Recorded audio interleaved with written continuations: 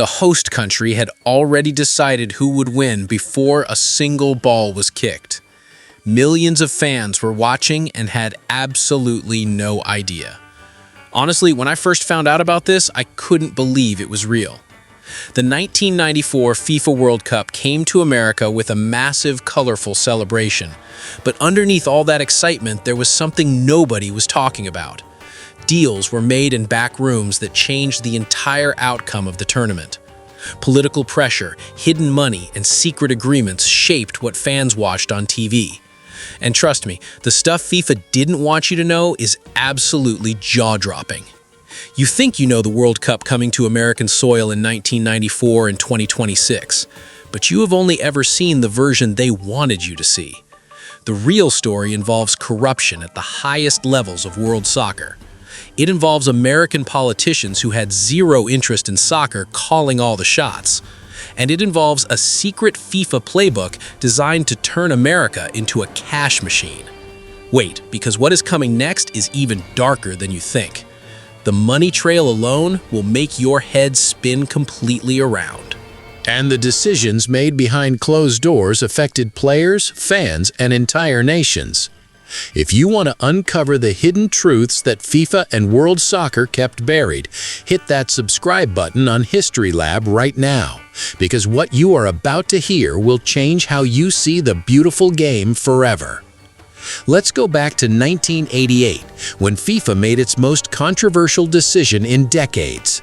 They handed the 1994 World Cup to the United States of America. Guys, America barely had a professional soccer league at the time. The country ranked near the bottom of global soccer passion and culture. So why did FIFA choose the United States over Brazil, a soccer nation? One word: money. FIFA President João Havelange saw America as an untapped billion-dollar gold mine.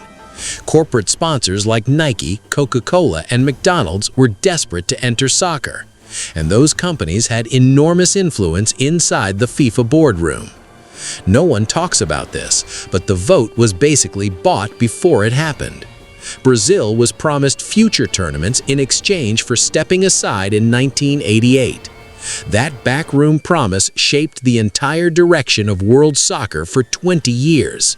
And here is where it gets really disturbing. To sell the World Cup to American TV networks, FIFA quietly changed its own rules. They introduced new rules specifically to make games faster and higher scoring for Americans. The back pass rule was changed so goalkeepers couldn't pick up deliberate passes. Matches with no winner after 90 minutes would be decided by penalty shootouts. These weren't improvements for soccer, they were product adjustments for American audiences. FIFA was literally redesigning the sport to fit a market that didn't care about it. And the players on the field? They had no say in any of it.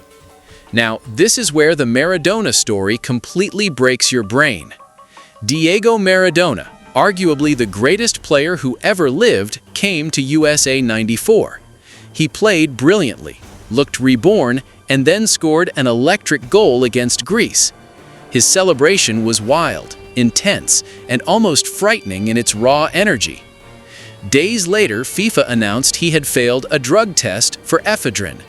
Maradona was immediately thrown out of the tournament and sent home in disgrace. But wait, this next part shocked even veteran soccer historians. The substance found in Maradona's system was a common ingredient in cold medicine. Ephedrine was not on FIFA's banned list in the same way performance drugs were. And multiple FIFA insiders later suggested the test was targeted, not random. Maradona himself screamed that he had been set up by FIFA and its sponsors. His Argentina teammates were devastated, and the team collapsed without him instantly. Rivals benefited directly from his removal at the worst possible moment for Argentina. Nobody in power ever faced consequences for how that situation was handled. And the truth about how Diego Maradona was treated is far darker than you think. Now let's talk about something that almost no American soccer fan has ever heard. Before the 1994 World Cup, the American government got directly involved in FIFA decisions. American officials wanted the tournament to project a specific image to the whole world. They pressured organizers about where games would be held and who would receive access. Stadiums were selected not based on soccer capacity, but based on corporate contract value. Giants Stadium in New Jersey was chosen partly because of New York media market power. The Rose Bowl in California was selected for the final based on television broadcast deals. Cities with passionate immigrant soccer communities were largely left off the host list. Places like Miami, with massive Latino populations who actually loved the sport, got limited games. And here is where it gets really disturbing. The American Soccer Federation at the time was controlled by people who disliked the sport.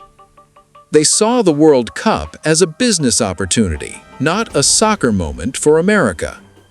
Ticket prices were set at levels that kept working-class immigrant soccer fans completely out. The people who actually grew up loving soccer in America couldn't afford to attend. Meanwhile, corporate executives filled the premium seats having no idea what offside meant. FIFA knew this was happening and said absolutely nothing because the money kept flowing. The 1994 World Cup made over $4 billion in total global revenue. America's cut was massive, and none of it went back into growing the actual sport.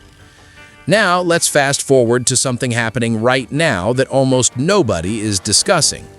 The 2026 World Cup is coming back to the United States, Canada, and Mexico. And honestly, the same playbook from 1994 is being used all over again. FIFA awarded this tournament partly because of the enormous American broadcast rights deal. Fox Sports paid over $400 million just for American television rights. That money gave FIFA every reason to bring the tournament back to North America.